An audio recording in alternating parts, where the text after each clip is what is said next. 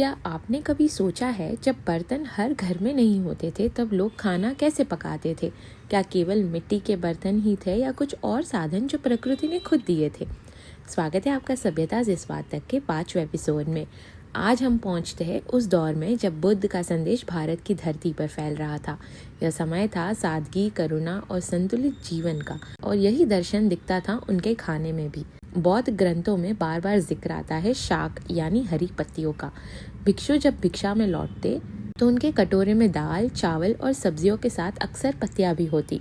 लेकिन ये पत्ते केवल सब्जी ही नहीं थी बल्कि पकाने का साधन भी था। बड़े केले के पत्ते, सरसों के पत्ते या अरबी के पत्ते, इन पर दाल या चावल का मिश्रण फैलाया जाता।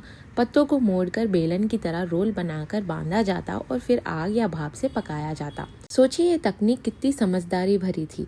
पत्ते होते थे कुदरती बर्तन जो हर जगह मिल जाते थे। उनमें पकाने से व्यंजन को आती थी एक खास सुगंध, और खाना ना तो जलता था और ना ही पोषक तत्व खोता था। यहाँ तक कि पत्तों के आकार और मोटाई का भी महत्व था।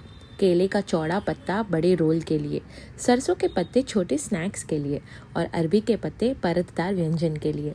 यह था उस दौर का इको फ्रेंडली कुकिंग सिस्टम, जब रसोई और प्रकृति एक दूसरे के पूरक थे। इन्हीं पत्तों पर फैलाया जाता था मूंग दाल का पेस्ट, जिसमें हल्दी, अदरक, काली मिर्च और नमक डाला जाता। धीमी आंच पर पकाने के बाद यह बन जाता शाक पत्र। बाहर से हल्का सुनहरा, अंदर से नरम और सुगंधित। यह डिश भिक्षुओं के लिए सात्विक आहार भी था और गृहस्थों के लिए मेहमान नवाजी का स्वादिष्ट तरीका भी।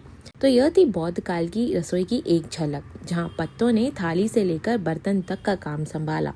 यहाँ केवल खाना नहीं था बल्कि प्रकृति के साथ तालमेल और सादगी का प्रतीक भी था। अब अगले एपिसोड में हम बढ़ेंगे जैन धर्म की ओर। तो मिलते हैं सभ्यता से स्वाद तक के 6ठे एपिसोड में।